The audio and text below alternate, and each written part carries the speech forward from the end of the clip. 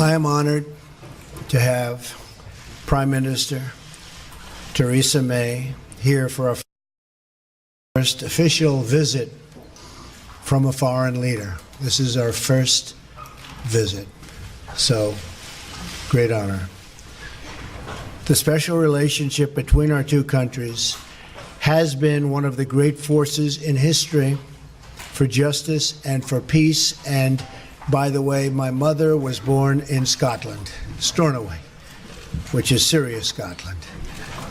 Today, the United States renews our deep bond with Britain, military, financial, cultural, and political. We have one of the great bonds.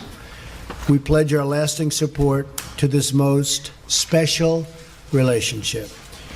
Together, America and the United Kingdom are a beacon for prosperity and the rule of law. That is why the United States respects the sovereignty of the British people and their right of self-determination. A free and independent Britain is a blessing to the world, and our relationship has never been stronger. Both America and Britain understand that governments must be responsive to everyday working people, that governments must represent their own citizens. Madam Prime Minister, we look forward to working closely with you as we strengthen our mutual ties in commerce, business, and foreign affairs. Great days lie ahead for our two peoples and our two countries. On behalf of our nation, I thank you for joining us here today. It's a really great honor. Thank you very much. Well, thank you very much, Mr. President. And can I start by saying that I'm so pleased that I've been able to be here today, and thank you for inviting me so soon after your inauguration. And I'm delighted to be able to congratulate you on what was a stunning election victory. And as you say, the invitation is an indication of the strength and importance of the special relationship that exists between our two countries, a relationship based on the bonds of history, of family, kinship, and common interests. And in a further sign of the importance of that relationship, I have today been able to convey Her Majesty the Queen's hope that President Trump and the First Lady would pay a state visit to the United Kingdom later this year, and I'm delighted that the President has accepted that invitation. Now, today we're discussing a number of topics, and there's much on which we agree. The President has mentioned foreign policy. We're discussing how we can work even more closely together in order to take on and defeat Daesh and the ideology of Islamist extremism wherever it's found. Our two nations are already leading efforts to face up to this challenge, and we're making progress with Daesh losing territory and fighters, but we need to redouble our efforts. And today we're discussing how we can do this by deepening intelligence and security cooperation, and critically by stepping up our efforts to counter Daesh in cyberspace. Because we know we will not eradicate this threat until we defeat the ideology that lies behind it. Our talks will be continuing later. I'm sure we'll discuss other topics, Syria and Russia. On defence and security cooperation, we're united in our recognition of NATO as the bulwark of our collective defence, and today we've reaffirmed our unshakable commitment to this alliance. Mr. President, I think you confirmed that you're 100% behind NATO, but we're also discussing the importance of NATO continuing to ensure it is as equipped to fight terrorism and cyber warfare as it is to fight more conventional forms of war. And I've agreed to continue my efforts to encourage my fellow European leaders to deliver on their commitments to spend 2% of their GDP on defence so that the burden is more fairly shared. It's only by investing properly in our defence that we can ensure we're properly equipped to face our shared challenges together. And finally, the President and I have mentioned future economic cooperation and trade. Trade between our two countries is already worth over £150 billion a year. The US is the single biggest source of inward investment to the UK, and together we've around $1 trillion invested in each other's economies. And the UK-US defence relationship is the broadest, deepest and most advanced of any two countries, sharing military hardware and expertise.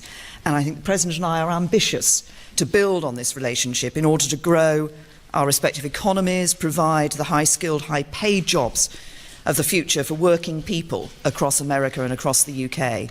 And so we are discussing how we can establish a trade negotiation agreement, take forward immediate high-level talks, lay the groundwork for a UK-US trade agreement, and identify the practical steps we can take now in order to enable companies in both countries to trade and do business with one another more easily. And I'm convinced that a trade deal between the US and the UK is in the national interest of both countries and will cement the crucial relationship that exists between us, particularly as the UK leaves the European Union and reaches out to the world. Today's talks, I think, are a significant moment for President Trump and I to build our relationship, and I look forward to continuing to work with you as we deliver on the promises of freedom and prosperity for all the people of our respective countries. Thank you. Thank you very much. That's very nicely stated. Steve Holland. Where's Steve? Steve, yes. Thank you. You're going to be speaking tomorrow with the Russian president. Yes. What message would you like to convey to him? How close are you to lifting some of the sanctions imposed on Russia over its Ukraine incursion? What would you expect in return? And Prime Minister May, do you foresee any changes in British attitudes towards sanctions on Russia? Well, I hear a call was set up, Steve, and we'll see what happens. As far as the sanctions, very early to be talking about that. But we look to have a great relationship with all countries, ideally. That won't necessarily happen. Unfortunately, probably won't happen with many countries. But if we can have, as we do with Prime Minister May and the relationship that we've all developed, and even in the short relationship that we've just developed just by being with each other, we can have lunch, and we've really had some very interesting talks and very productive talks. But if we can have a great relationship with Russia and with China and with all countries, I'm all for that. That would be a tremendous asset. No guarantees, but if we can, that would be a positive, not a negative. Okay? We have, as far as the UK is concerned, on sanctions for Russia in relation to their activities in the Ukraine, we have been very clear that we want to see the Minsk agreement fully implemented. We believe the sanctions should continue until we see that Minsk agreement fully implemented, and we've been continuing to argue that inside the European Union. Okay. Laura? Thank you very much, Prime Minister. Laura Kunsberg, BBC News. Prime Minister, you've talked about where you agree, but you have also said you would be frank where you disagree with the President. Can you tell us where in our talks you did disagree, and do you think that the President listened to what you had to say? And, Mr. President, you've said... We'll see what she says. Mr. President, you've said before that torture works. You've praised Russia. You've said you want to ban some Muslims from coming to America. You've suggested there should be punishment for abortion. For many people in Britain, those sound like alarming beliefs. What do you say to our viewers at home who are worried about some of your views and worried about you becoming the leader of the free world? This was your choice of a question. There goes that relationship. On the issue that you raised with me, Laura, can I confirm that the President, I've been listening to the President and the President has been listening to me. That's the point of having a conversation and a dialogue. And we have been discussing a number of topics. We'll carry on after this press conference meeting and discussing a number of other topics. And there will be times when we disagree and issues on which we disagree. The point of the special relationship is that we are able to have that open and frank discussion so that we are able to make that clear when it happens. But I'm clear also that there are many issues on which the United Kingdom and the United States stand alongside one another, many issues on which we agree. And I think, as I said yesterday in my speech, that we are at a moment now when we can build an even stronger special relationship, which will be in the interests not just of the UK and the United States, but actually in the interests of the wider world as well. Very good.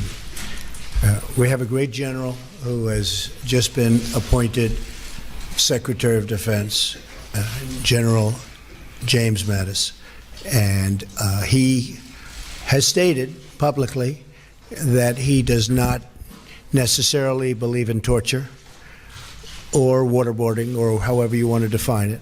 Enhanced interrogation, I guess, would be a word that a lot of people would like to use. I don't necessarily agree, but I would tell you that he will override because I'm giving him that power. He's an expert. He's highly respected. He's the general's general. Got through the Senate very, very quickly, which in this country is not easy, I will tell you. And so I'm going to rely on him. I happen to feel that it does work. I've been open about that for a long period of time. But I am going with our leaders. And we're going to win with or without. But I do disagree. As far as, again, Putin and Russia, I don't say good, bad, or indifferent. I don't know the gentleman. I hope we have a fantastic relationship. That's possible, and it's also possible that we won't. We will see what happens. I will be representing the American people very, very strongly, very forcefully.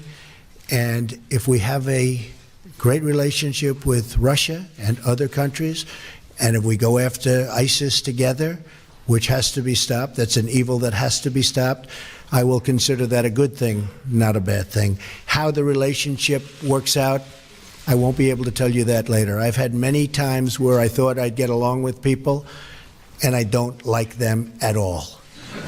And I've had some where I didn't think I was going to have much of a relationship, and it turned out to be a great relationship. So, Teresa, we never know about those things, do we? But I will tell you one thing. I'll be representing the American people very strongly. Thank you. How about John Roberts, Fox? Mr. President, thank you so much, Madam Prime Minister. It's my understanding, Mr. President, that you had an hour-long phone call this morning with President Enrique Peña Nieto of Mexico. Could we get an update on where the relationship is? Further to that, what do you say to your critics who claim that you have already soured a relationship with a very important U.S. ally? And Madam Prime Minister, if I may ask you as well, are you concerned about the state of relations between the United States and Mexico? Sir? Well, I think the Prime Minister, first of all, has other things that she's much more worried about than Mexico and the United States relationship. But I will say that we had a very good call. I have been very strong on Mexico. I have great respect for Mexico. I love the Mexican people. I work with the Mexican people all the time. Great relationships. But as you know, Mexico, with the United States, has out-negotiated us and beat us to a pulp through our past leaders. They've made us look foolish. We have a trade deficit of $60 billion with Mexico. On top of that, the border is soft and weak. Drugs are pouring in, and I'm not going to let that happen. And General Kelly is going to do a fantastic job at Homeland Security. As you know, we swore him in yesterday. We have a really, I think, a very good relationship, the President and I. And we had a talk that lasted for about an hour this morning. And we are going to be working on a fair relationship and a new relationship. But the United States cannot continue to lose vast amounts of business, vast amounts of companies, and millions of people losing their jobs. That won't happen with me. We're no longer going to be the country that doesn't know what it's doing. And so we are going to renegotiate our trade deals, and we're going to renegotiate other aspects of our relationship with Mexico. And in the end, I think it'll be good for both countries. But it was a very, very friendly call. I think you'll hear that from the President, and I think you'll hear that from the people of Mexico that really represent him and represent him very well. And I look forward to, over the coming months, we'll be negotiating, and we'll see what happens. But I'm representing the people of the United States, and I'm going to represent them as somebody should represent them, not how they've been represented in the past, where we lose to every single country. As the President himself has said, the relationship of the United States with Mexico is a matter for the United States and Mexico. Tom. Mr. President, you said you'd help us with a Brexit trade deal. You said you'd help us with a Brexit trade deal. You said you'd stand by us with NATO. But how can the British Prime Minister believe you? Because you have been known in the past to change your position on things. And also, Mayor, it's a question to both of you. People are fascinated to know how you're going to get on with each other. You're so different. The hard-working daughter of a vicar, the brash TV extrovert. Have you found anything in common personally yet? Actually, I'm not as brash as you might think. And I can tell you that I think we're going to get along very well. You know, it's interesting because I am a people person. I think you are also, Teresa. And I can often tell how I get along with somebody very early, and I believe we're going to have a fantastic relationship.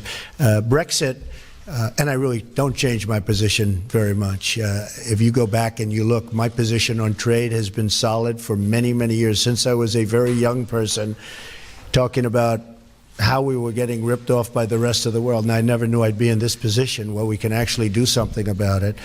But we will be talking to your folks about Brexit. Brexit was an example of what was to come. And I happened to be in Scotland at Turnberry cutting a ribbon when Brexit happened. And we had a vast amount of press there. And I said, Brexit, this was the day before, you probably remember, I said, Brexit is going to happen.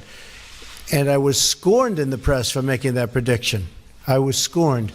And I said, I believe it's going to happen because people want to know who's coming into their country and they want to control their own trade and various other things. And lo and behold, the following day, it happened. And the odds weren't looking good for me when I made that statement because, as you know, everybody thought it was not going to happen. I think Brexit's going to be a wonderful thing for your country. I think when it irons out, you're going to have your own identity, and you're going to have the people that you want in your country, and you're going to be able to make free trade deals without having somebody watching you and what you're doing. And I had a very bad experience. I had something when I was in my other world. I have something in another country, and getting the approvals from Europe was very, very tough. Getting the approvals from the country was fast, easy, and efficient. Getting the approvals from the group, I call them the consortium, was very, very tough. But I thought Brexit, I think it'll go down, that it will end up being a fantastic thing for the United Kingdom. I think in the end, it will be a tremendous asset, not a tremendous liability. Okay? And just on the question you asked me, Tom, I mean, I think as the President himself has said, I think we have already struck up a good relationship. But you asked what we had in common.